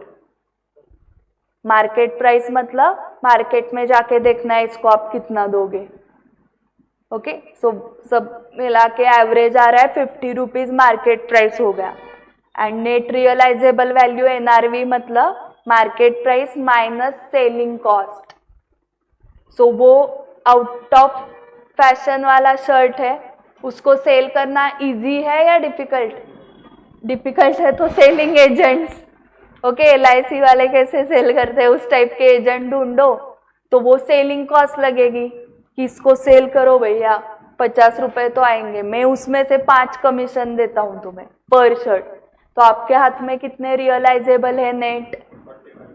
तो नेट रियलाइजेबल वैल्यू क्या है उसकी? 50, 45। तो आपको 45 पे रिकॉर्ड करना है अभी उसको। एंड आपको एजेंट की जरूरत नहीं है, आप खुद, आपके पास ही कन्विंसिंग पावर है और टाइम भी है, तो वो सेलिंग कॉस्ट 0 फिर 50। समझ में आ गया? सो मेजरमेंट कैसे होता है इन्वेंट्री का? कॉस्ट और NRV whichever is lower. So thus if net realisable value of inventory is less than inventory cost, inventory is valued at NRV to reduce the reported profit in anticipation of loss. So जो reported profit है, reported profit मतलब gross profit जो आता है and उधर से net profit आता है। सो वो ग्रॉस प्रॉफिट, रिपोर्टेड प्रॉफिट आप क्या करते हो? रिड्यूस करते हो, क्योंकि आपने इन्वेंट्री 100 पे दिखाई क्लोजिंग इन्वेंट्री, तो आपका प्रॉफिट नहीं बढ़ के दिखेगा ना। क्लोजिंग इन्वेंट्री क्रेडिट साइड को आता है ना, ट्रेडिंग अकाउंट के क्रेडिट साइड को आया, मतलब 100 वैल्यू है क्या एक्चुअली उसकी? नहीं है, 45 है।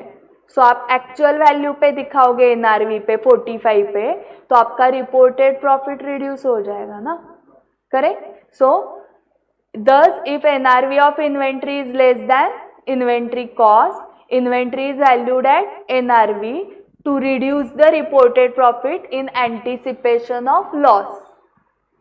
ओके, क्योंकि हम लॉस एंटीसिपेट कर रहे हैं। आपको ऐसा भारी एजेंट मिला कि 150 में सब सेल कर दिया मैंने, ओके, तो तब आप 150 पे ही रिकॉर्ड करोगे नेक्स्ट ईयर सेल्स, बट अभी रिकॉर्ड करते वक्त उसको आप 45 पे ही रिकॉर्ड करोगे।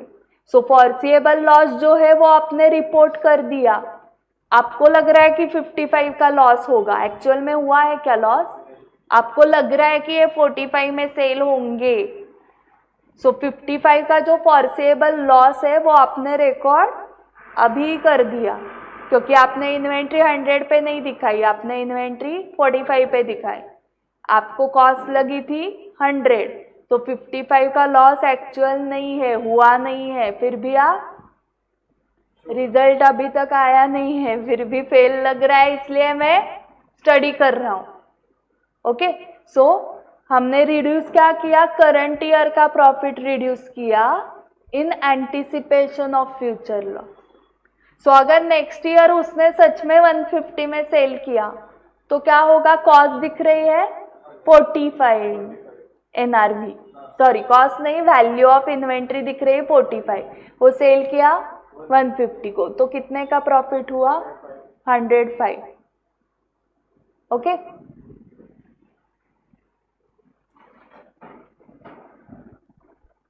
सो 105 का प्रॉफिट हुआ.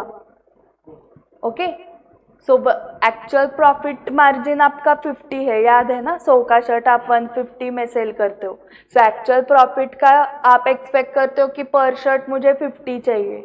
अभी नेक्स्ट ईयर जो 105 का प्रॉफिट हुआ वो सच में 105 का प्रॉफिट नहीं है, प्रॉफिट 50 का ही है. और जो 55 है वो एंटीसिपेटेड लॉस जो लास्ट ईयर आपने रिकॉर्ड किया था उसका रिवर्सल है वो नेक्स्ट ईयर.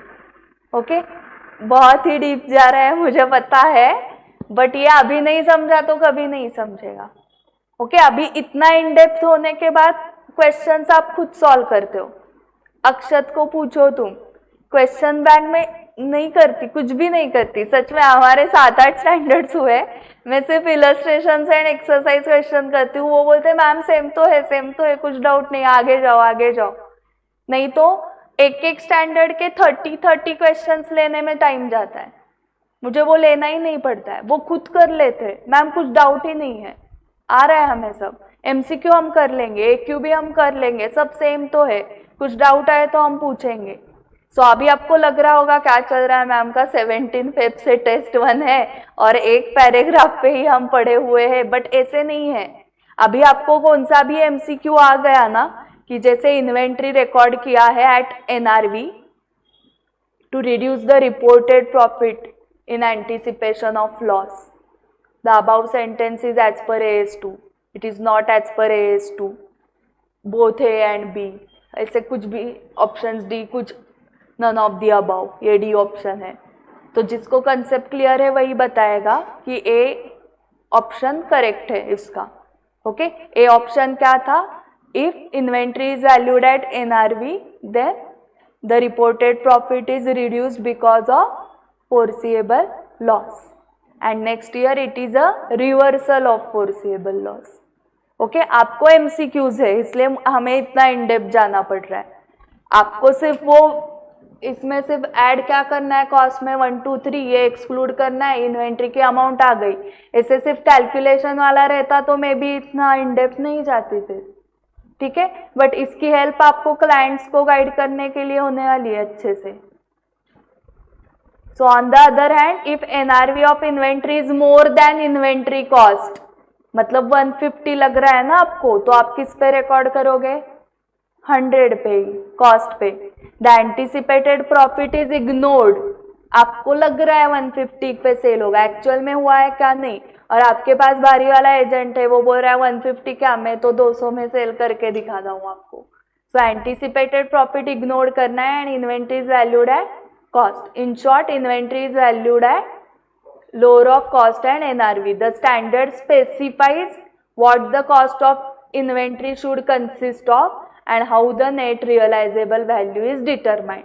So measurement का rule क्या आ गया, cost और NRV whichever is lower. So cost में क्या क्या आता है and NRV में क्या क्या आता है, उसके लिए मन की बात नहीं है, AS2 की बात है. AS2 में जो भी बताए कि ये कॉस्ट में आएगा, ये एनआरवी में आएगा, वही लेना है. ओके, मन से कुछ नहीं करना है. सो एबनॉर्मल गेन्स और losses are not expected to recur regularly. Abnormal gain हमेशा नहीं होता है. For a meaningful analysis of enterprises performance, the users of financial statements need to know the amount of such gains and losses included in current profit और loss.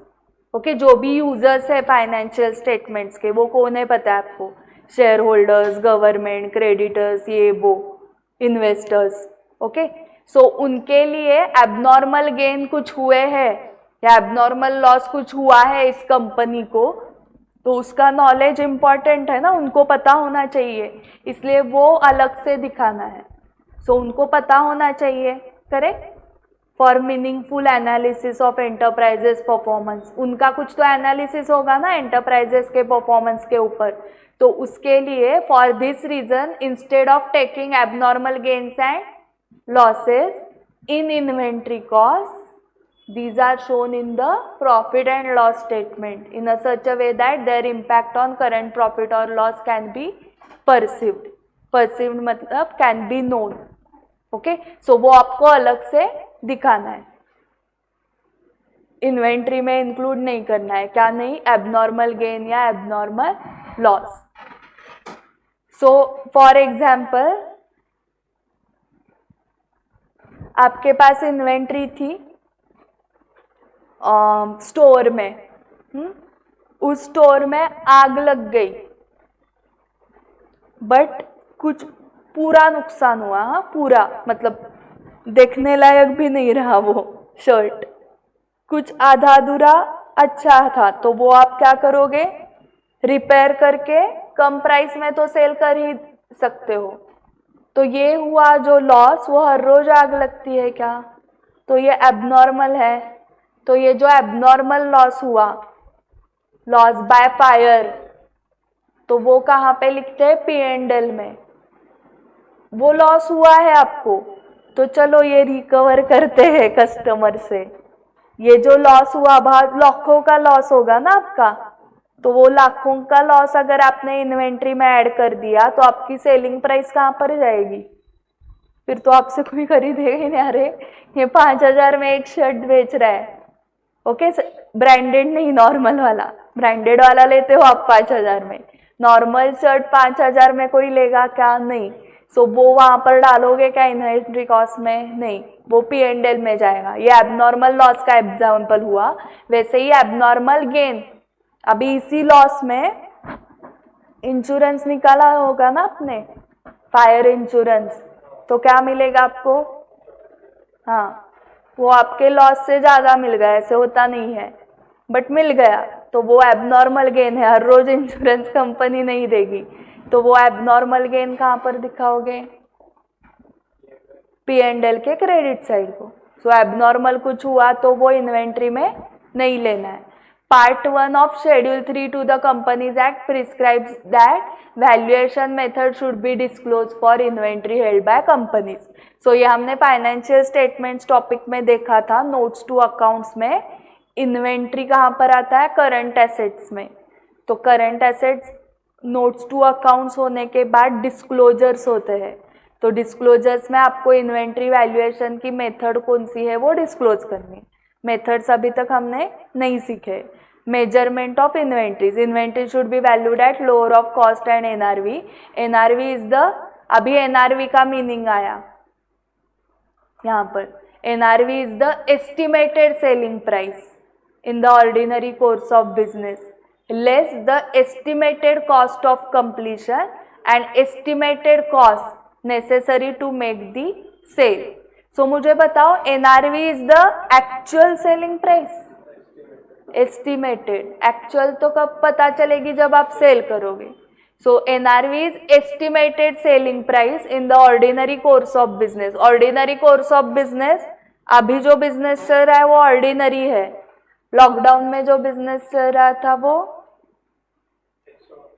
हाँ extra ordinary, ordinary नहीं था. मतलब कुछ तो गड़बड़ करके आपको बिजनेस चलाना पड़ रहा था, कुछ बंद रखना पड़ रहा था, तो ऑर्डिनरी सिचुएशंस नहीं थे. तो ऑर्डिनरी कोर्स ऑफ बिजनेस में एस्टिमेटेड सेलिंग प्राइस देखनी है आपको. लॉकडाउन में क्या हो रहा था? कुछ मेडिसिन का रेट कुछ भी चल रहा था, आपको पता है.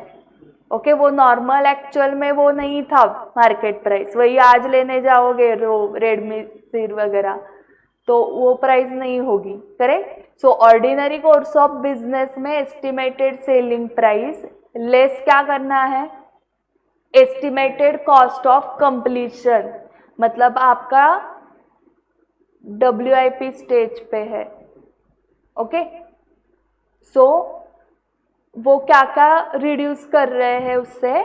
एस्टिमेटेड सेलिंग प्राइस आपने ली 150, less estimated cost of completion, less estimated cost necessary to make the sale, मतलब सेलिंग कॉस्ट. तो सेलिंग कॉस्ट हमारी फॉर एग्जांपल 10 रुपये है. सो हमारी estimated selling price 150, estimated selling cost 10, तो हम आ गए 140 पे. And estimated cost of completion हमारा था 100, करेक्ट। सो 100 मतलब पूरा ही था कॉस्ट। सो 100 कॉस्ट में आपको क्या करना पड़ेगा, ये सब लेस करके जो वैल्यू आएगी that is NRV. So 150 minus 10 minus 100 कितना हो रहा है, 40 एनआरवी। सो 40 के नीचे आपने सेल किया तो मतलब 40 इज द लोएस्ट ना। हाँ, सो 40 कैसे आ गया, estimated selling price 150 less estimated cost of completion 100 less estimated cost necessary to make the sale. So exam में लिखते वक्त सेलिंग कॉस्ट लिखना है नहीं, cost necessary to make the sale लिखना है। ओके, सो वर्डिंग्स क्या यूज करने हैं समझा। सो एनआरवी का डेफिनेशन आपको पता होना चाहिए, एमसीक्यू के लिए लग सकता है। सो आज जाके फिर से घर पे रिवाइज करो एनआरवी का definition. The valuation of inventory at lower of cost and NRV is based on the view that no asset should be carried at value which is in excess of the value realizable by its sale or use. So NRV पे क्यों करना है record? Because no asset should be carried at value which is in excess than the realizable value. जैसे हम बोल रहे हैं कि realizable value सिर्फ 45 आ रही थी, 50 में सेल हो सकता है एंड 5 रुपए सेलिंग एजेंट को दिए तो हाथ में 45 आने वाला है एंड हम कॉस्ट 100 पे रिकॉर्ड कर रहे हैं, मतलब एक्सेस पे रिकॉर्ड कर रहे हैं जो कि रॉन्ग है। आज वैल्यू उसकी 45 है एंड आप बुक्स में उसको 100 दिखा रहे हो तो प्रॉफिट भी अच्छा खासा दिखेगा, तो आप लोगों को गलत इंफॉर्मेशन दे रहे हो। उसकी वैल्यू 100 है ही नहीं, 45 है। सो इसलिए एनआरवी क्यों इम्पॉर्टेंट है आपको समझ में आ गया। ओके, सो इन्वेंट्री में क्या क्या होता है, raw material, finish goods and work in progress. ये सब किसके पास होता है, ट्रेडर के पास, मैन्युफैक्चरर के पास। तो मैन्युफैक्चरर के पास रॉ मटेरियल है, वो बोल रहे हैं एट कॉस्ट रिकॉर्ड करना है रॉ मटेरियल। रॉ मटेरियल के लिए एनआरवी नहीं है, एट कॉस्ट रिकॉर्ड करना है, ठीक है। Finish goods and work in progress जो है वो लोअर ऑफ फॉलोइंग पे करना है, कॉस्ट और एनआरवी। ओके, सो मैन्युफैक्चरर का आपने करेक्ट बताया। मैन्युफैक्चरर का जो इन्वेंट्री है वो raw material WIP and finish goods है। सो रॉ मटेरियल किस पे दिखाना है, कॉस्ट पे, WIP and finish goods cost और NRV whichever is lower पे। एंड जो वो फर्नीचर सप्लाईज था वो भी कॉस्ट पे ही दिखाएंगे ना, correct. So raw material at cost दिखाना है, बट ब्रैकेट में क्या लिखा है आगे पढ़ो, if finish goods are sold at or above cost. Okay, मतलब ये रॉ मटेरियल हमारा कॉटन था, कॉटन का फिनिश गुड क्या था, शर्ट।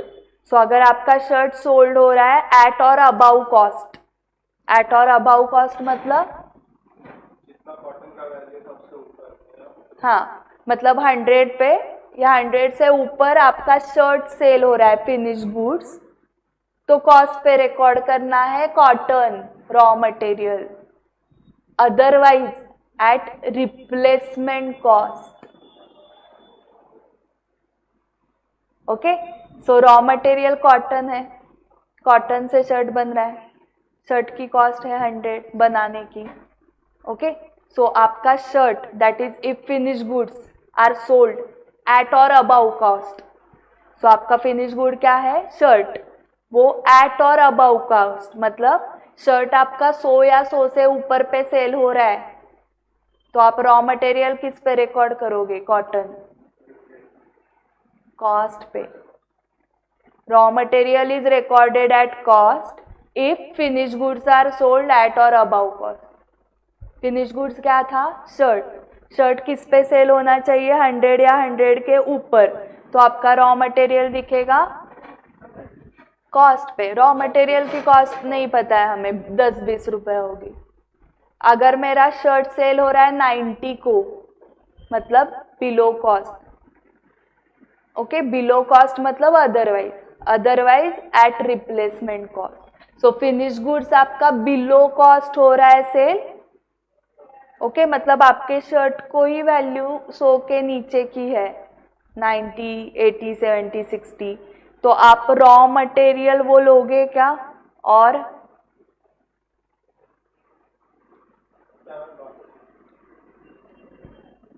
अभी आपका जो शर्ट का बिजनेस चल रहा है वो अच्छा चल रहा है कब बोलोगे? अगर आपका 100 से ऊपर सेलिंग प्राइस है या 100 एज ब्रेक इवन पे तो चल रहा है मैम। ओके, तो आप चलाओगे, बट 5 साल हुए, मेरा शर्ट 90, 80 पे ही सेल होता है और मुझे कॉस्ट 100 लगती है, तो क्या करोगे? हाँ, तो मतलब आप सोचोगे ना कि कुछ अलग करते हैं। तो उस केस में आपको जो रॉ मटेरियल है आपके पास पड़ा हुआ कॉटन, आपने बहुत ट्राई किया बिजनेस बट नहीं हो रहा है, तो फिर जो कॉटन आप परचेस कर रहे हो उसकी रिप्लेसमेंट कॉस्ट मतलब क्या? वो कॉटन जाके आप रिप्लेस करोगे, सेल करोगे ना, तो कितने में पड़ेगा उस प्राइस पे दिखाना है। आपने 20 रुपए को कॉटन लिया है, वो कॉस्ट हो गई, एंड रिप्लेसमेंट मतलब क्या? वो अभी आपने डिसाइड कर लिया मैम कॉटन का नहीं हो रहा है, अभी ना मैं सिल्क में कर रहा हूँ, सो आपने रिप्लेस कर दिया कॉटन को सिल्क से। सो रिप्लेसमेंट कॉस्ट मतलब मैंने वो सेल कर दिया, रिप्लेस कर दिया कॉटन रॉ मटेरियल। सो रिप्लेसमेंट कॉस्ट कौन सी आएगी? वो जो कॉटन आपने परचेस किया हुआ सेकेंड हैंड हो गया, वो लेगा क्या नॉर्मल रेट से कोई बाहर? कम प्राइस में लेगा। इसका मतलब क्या हुआ? आपके फिनिश प्रोडक्ट शर्ट को ही वैल्यू नहीं थी, तो उसके रॉ मटेरियल को भी नहीं है, तो रॉ मटेरियल की वैल्यू भी कॉस्ट के नीचे आएगी रिप्लेसमेंट कॉस्ट पे। अभी रिप्लेसमेंट कॉस्ट आपको ढूंढना नहीं है एग्जाम में दी रहती है, रियल लाइफ में ढूंढनी पड़ेगी, आपको दी नहीं रहेगी ना, आपको ही ढूंढने की फी मिलती है ना। ओके, क्लाइंट आपको पूछेगा ये सब, क्लाइंट बोलेगा मैं बिजनेस करूं या ये देखते रहूं रिप्लेसमेंट कॉस्ट, मेरा फिनिश गुड्स का at cost above cost sale हो रहा है या क्या हो रहा है, उसके लिए तो मैंने ये रखा है, तो ये ढूंढना आपको पड़ेगा। ठीक है, सो एग्जाम के लिए दिया रहेगा replacement cost. So replacement cost आप कब लोगे? जब आप finish good is sold at below cost, if at cost और above cost, raw material at normal cost. अभी work in progress and finish goods के लिए क्या था? कॉस्ट और NRV whichever is lower.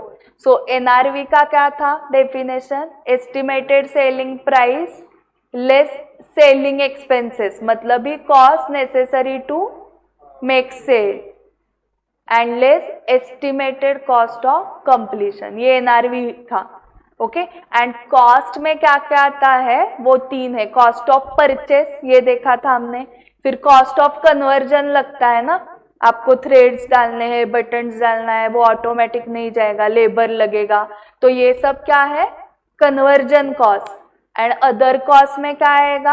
आपको ऐसे ही रख के नहीं, सुइंग मशीन लगेगा, तो वो आइदर आपका खुद का मशीन है तो डेप्रीसिएशन, कुछ लोग वो भी रेंट पे लेंगे। मेरा बिजनेस है, स्टार्ट है, मुझे सुइंग मशीन भी परचेस करने के लिए पैसे नहीं है, तो मैं रेंट पे लेती हूँ उसको, तो रेंट भी अदर कॉस्ट में जाएगा। फिर सुइंग मशीन ऐसे रख के नहीं काम करेगा, उसको पावर लगेगी, दैट इज इलेक्ट्रिसिटी, वो भी अदर कॉस्ट में जाएगा। ये सब क्या हो गया? ये सब ऐड करके क्या हो गया? कॉस्ट। फिर ये सब ऐड करके 100 आ गया एंड एनआरवी 45 आ गया, फिर आप किस पे रिकॉर्ड करोगे? 45 पे। सो ये सिर्फ एक क्वेश्चन करते हैं एंड देन स्टॉप करते हैं। सो cost of partly finished unit at the end of 2012 is ₹150। 150 क्या है? Cost of partly finished unit मतलब WIP की कॉस्ट है 150। WIP के केस में रूल क्या है? कॉस्ट और NRV which ever is lower, तो कॉस्ट तो दी है उन्होंने 150, आपको क्या निकालना है? एनआरवी। एनआरवी कैसे निकालोगे? Estimated selling price less estimated cost necessary to make sale less estimated cost of completion.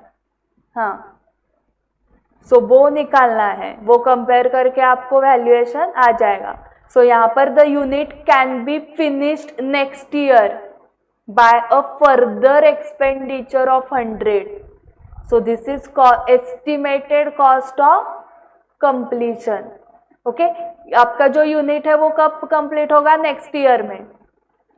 And उसके लिए फर्दर एक्सपेंडिचर आपको एक्सपेक्टेड है, एस्टिमेटेड है 100। सब एस्टिमेटेड ही है, सेलिंग प्राइस भी एस्टिमेटेड, सेलिंग कॉस्ट भी एस्टिमेटेड, कॉस्ट ऑफ सब एस्टिमेटेड ही चल रहा है, क्योंकि एक्चुअल पता होता तो उस पर ही करते ना। ये नेक्स्ट ईयर कंप्लीट होने वाला है तो नेक्स्ट ईयर ही एक्चुअल समझेगा। The finish unit can be sold at 250। सो ये 250 estimated selling price subject to payment of 4% brokerage on selling price. So ये estimated cost necessary to make the sale, that is selling cost. तो 4% निकालो, किस पे निकालोगे? On selling price.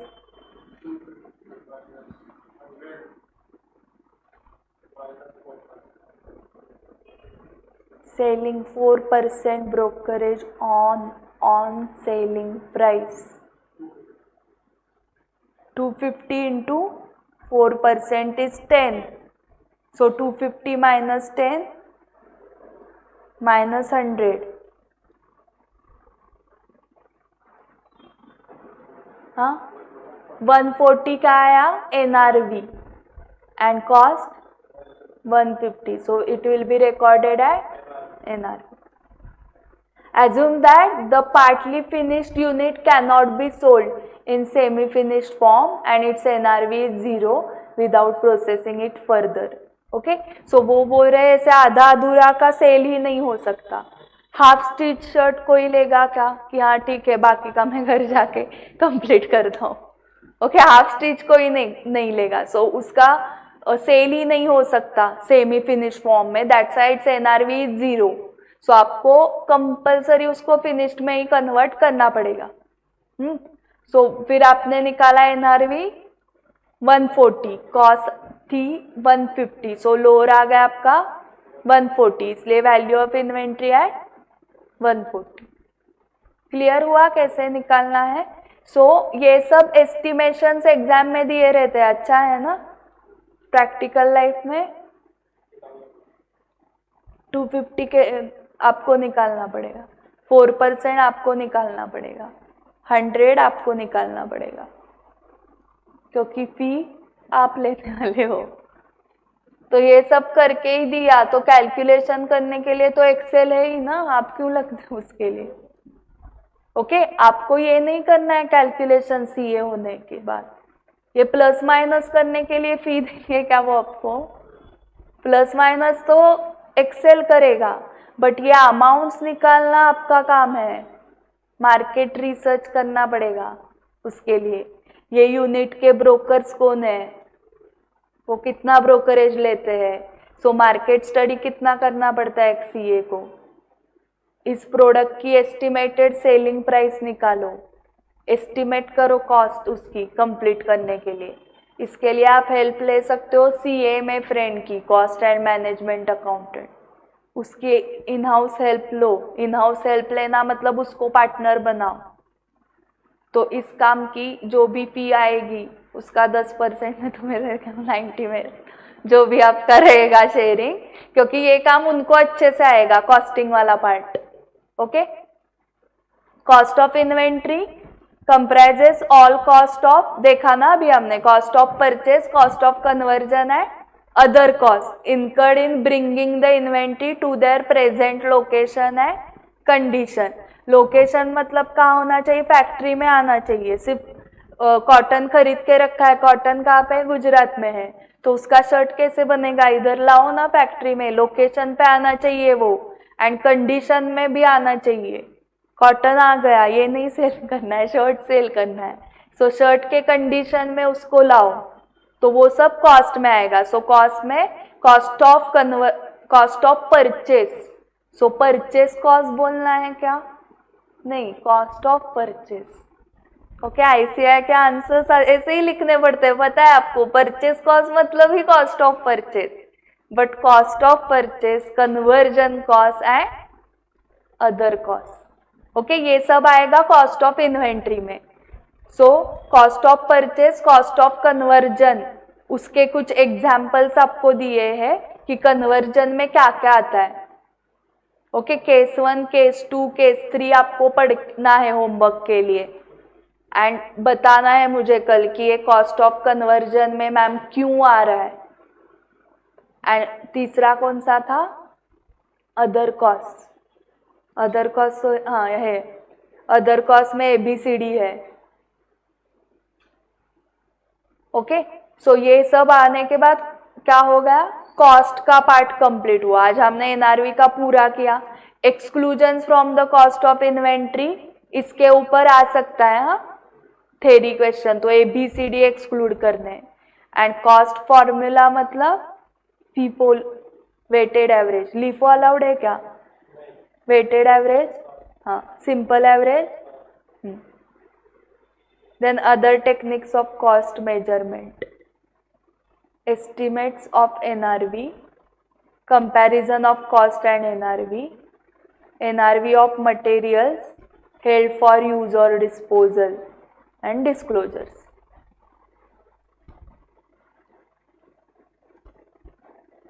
Okay, so मुझे और एक आपके साथ डिस्कस करना था. हम संडे को क्लास ले सकते हैं क्या?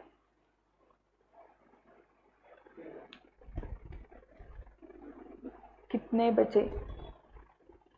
Afternoon 2 to 5.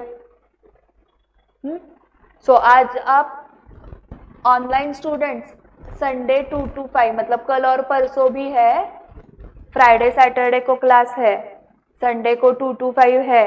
कल का टाइमिंग भी हम इवनिंग का ही रखते हैं क्योंकि दिन भर सारे स्टूडेंट्स आते रहेंगे. सो 5:30 to 7 वाला रखते हैं, कल का भी और परसों का भी.